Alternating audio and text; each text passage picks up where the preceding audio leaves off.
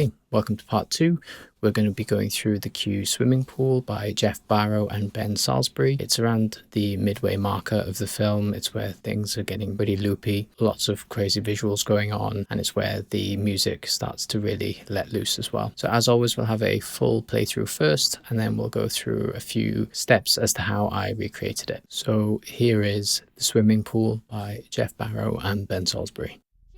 That was a trick of the light. His insides were moving. No, it was shock. Radek, that was a shock response. Watch it again. No, I'm not gonna fucking watch it again! That was not intestines. It was like a Okay, water then you burn. watch it, Shepard!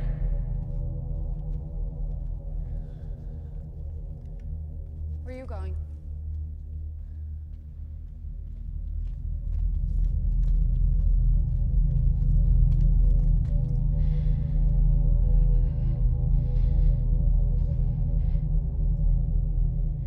Where'd she go? Just ahead.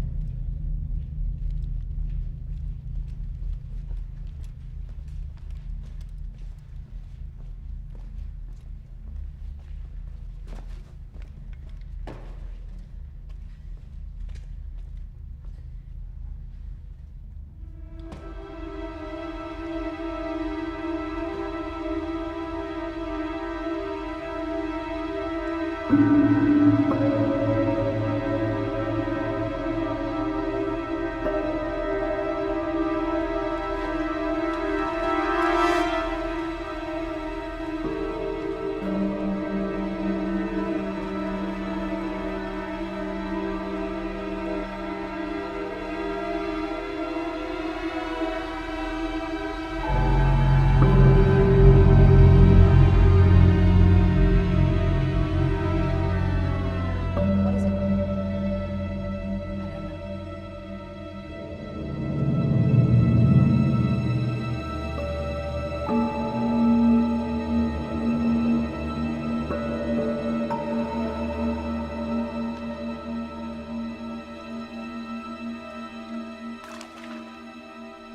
I don't want to stay here, Tim.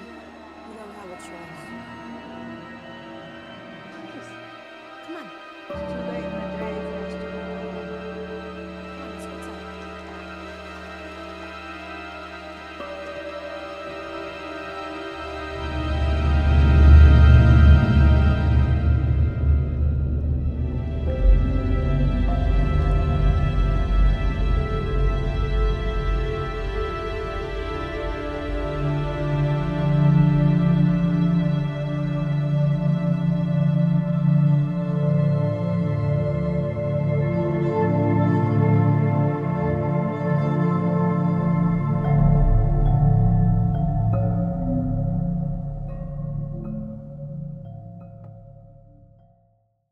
Okay, so it's a pretty cool cue. It has quite a bit of range between very ominous, very minimal ambience through to some more melancholic, conventional ambience, more reminiscent of Ex Machina at the end, and then this very modernist, avant-garde, Ligeti-esque thing in the middle where it gets a bit more orchestral. So as always with many of these less conventionally orchestral mock-ups, for me it's usually just a case of listening to it through, creating a new empty track in Logic when I hear a new element. And then sometimes if I'm feeling really fancy, I'll put a little text marker in the global tracks just to be more prescriptive around what it is I heard going through, so I can just more easily recreate it when I start populating those tracks with the correct kind of VST or sample library that I need for that particular element. I think I started with my external Arturia analog synth, just playing this really low ominous bass line.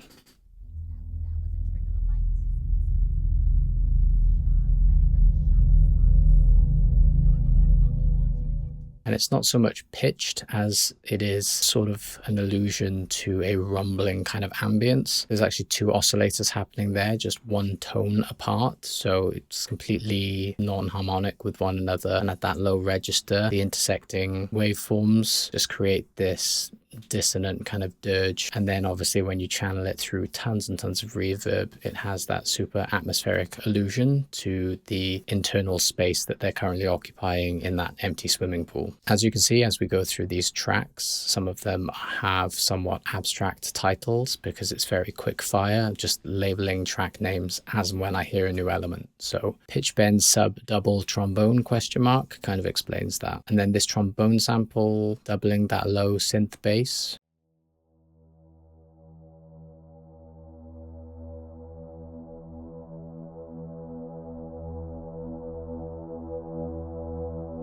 This is kind of where sample libraries come into their own, because they can obviously play these impossibly resonant, looped, very high quality, lifelike audio samples.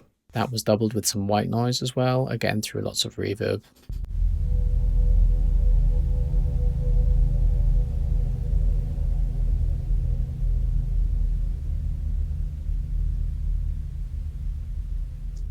After that very minimal intro, we hit the orchestral stuff. So first we'll just go for the brass and winds, because they are playing similar close dissonant clusters around a major 7 root clash and another semitonal second and minor third clash, all happening at once.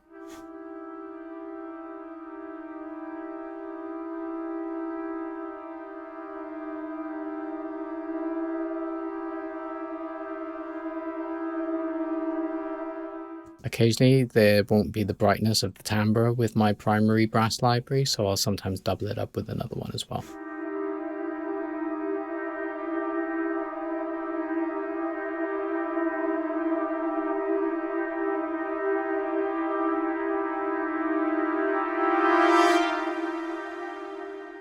Super long reverb from the bass synth in the opening is also getting a tiny little bit of the orchestral elements, just for a sense of glue in that ambient space, just so that the elements don't feel too disparate from one another.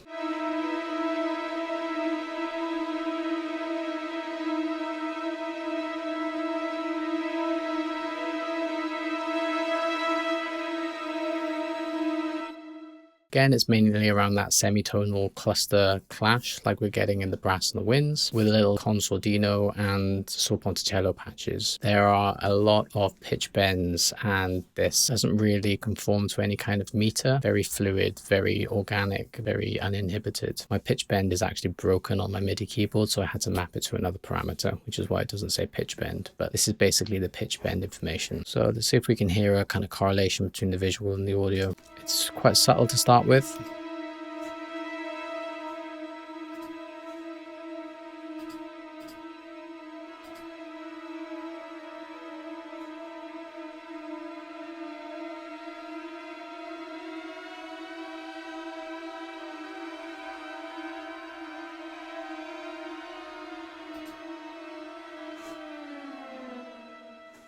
And then there's quite a bit more here as well.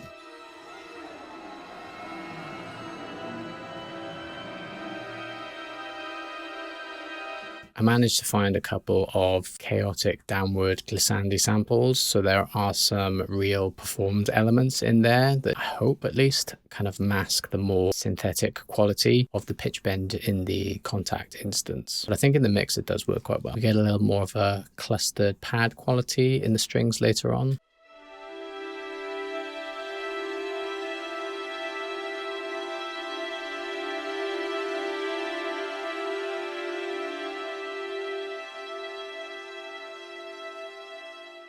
A lot of the performance patches on those contact instances don't actually allow you to alter the pitch by default in the legato patches, so I had to do a little bit of tinkering with the group editor to allow me to map that to the pitch bend. Now let's have a little listen to these metallophones. At least at the research stage, I did find out that the majority of the metallophones, if not all of them, are various plucks of the waterphone. My only waterphone sample library has that more bowed quality, which wasn't really what I needed. So I did do a lot of substitution with the closest analogs I could find, which in this case are the gamelan and the singing bowls. So let's have a little listen.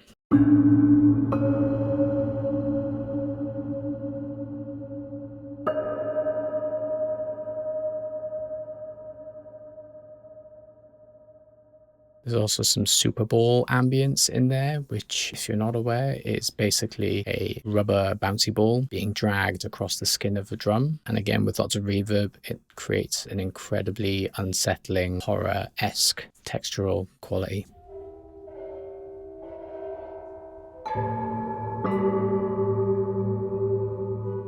There's some prepared piano in there as well for that kind of plucked metallic quality. And some of these that are still labeled gamelan weren't even gamelan. I just knew I needed to replace them with another kind of metallophone of some sort. So as you can see, there's a wind gong sample here and these really beautiful crystal bowls as well. Technically not a metallophone, but the glass-like quality of them was pretty close as well.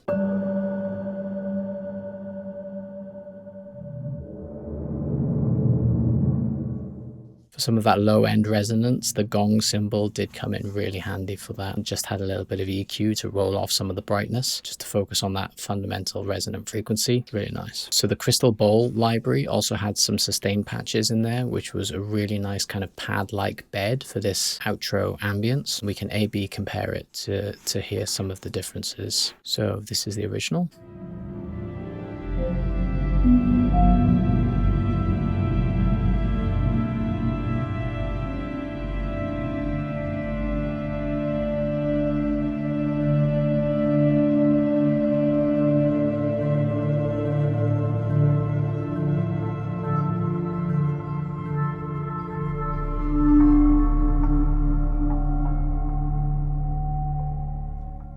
Some of the more scraped like metallic textures in there definitely screams singing bowl to me, but there's definitely some electronically manipulated and processed, quite high resonant filtered textures in there too. So with quite a bit of layering, quite a bit of filtering, I got to this kind of place.